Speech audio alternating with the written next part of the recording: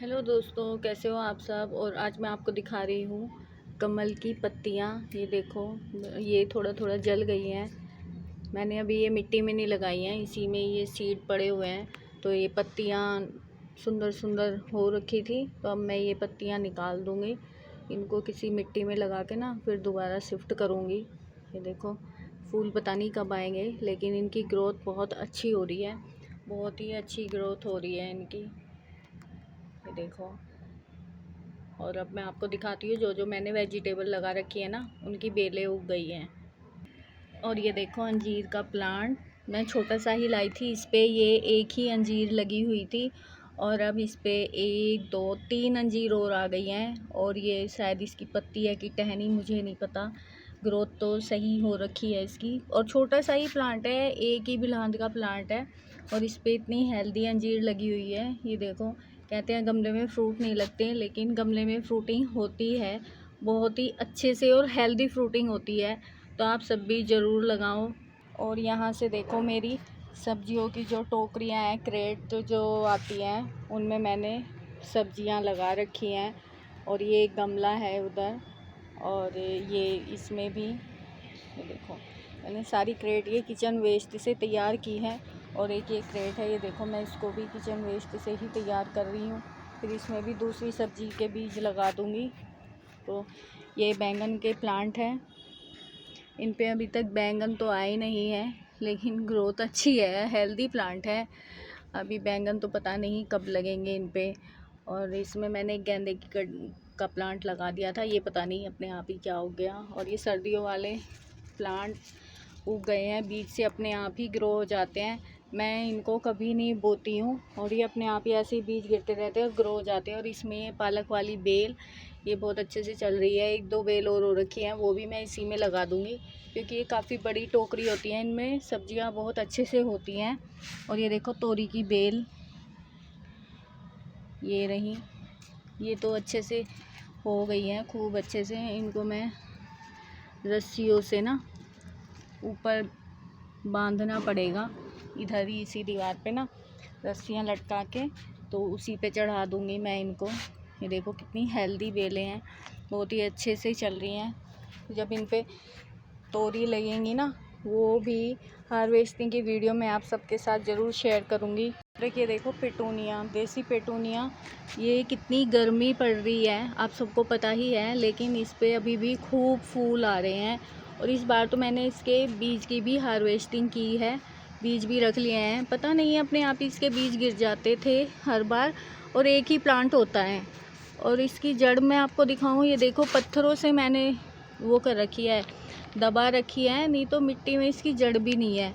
लेकिन फिर भी ये प्लांट इतने फूल दे रहा है ना, इतना बड़ा हो गया है, और इस पर खूब फूल आते हैं। ये देखो, इतने सुंदर सुंदर फूल इस पर, वाइट ही कलर का ये पेटूनिया है। इसी के बीज गिर जाते हैं और यही उगता है हर बार गर्मी में। अब कम से भी कम जून जुलाई तक तो ये रहेगा ही रहेगा, उससे पहले तो ये कहीं नहीं जाने वाला। और ये देखो, एडेनियम के प्लांट मैंने ऑनलाइन मंगाए थे फ्लिपकार्ट से। अच्छे प्लांट मिले मुझे, 3 मंगाए थे।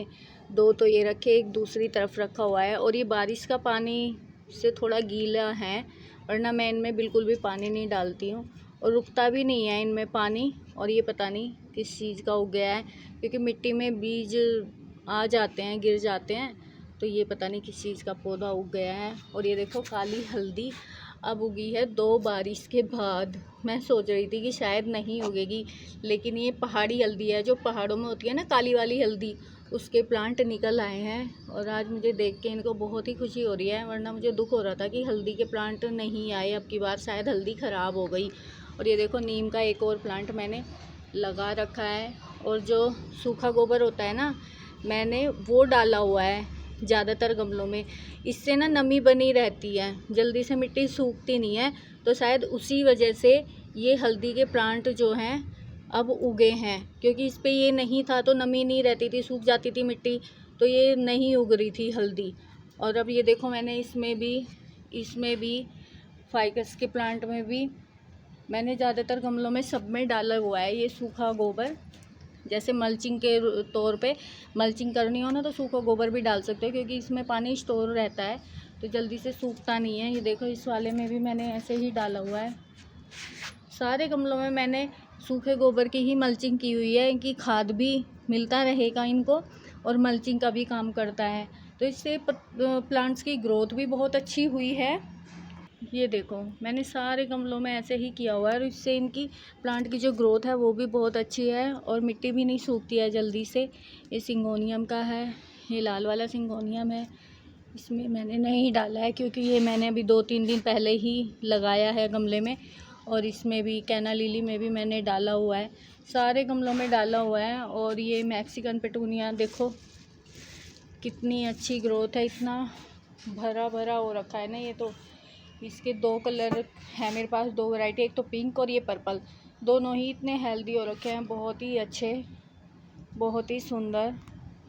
तो आप लोग भी मल्चिंग ऐसे ही कर सकते हो। कुछ भी मूंगफली के छिलके, अखरोट के छिलके या सूखा गोबर की जो खाद होती है वो डाल सकते हो आप मल्चिंग के लिए। लेकिन गर्मियों में मल्चिंग ज़रूरी हो जाती है क्योंकि धूप इतनी तेज़ होती है तो मिट्टी सूख जाती है। देखो इसमें मैंने कम डाला था तो इसकी मिट्टी सूखी हुई है और सुबह पानी डाला था, शाम तक फिर भी सूख गई इसकी मिट्टी।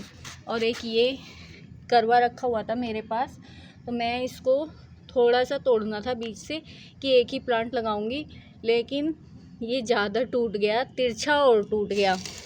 ये देखो तिरछा टूट गया। तो मैंने इसमें ये हेज वाले होते हैं प्लांट, ये 2 थोड़े ही बचे हुए थे ये मेरे पास, बाकी ये सूख गए, धूप इतनी तेज़ होती है। तो मैंने इनको इसमें लगा दिया। और एक ये वाला प्लांट, इसका नाम मुझे नहीं पता ये कौन सा प्लांट है।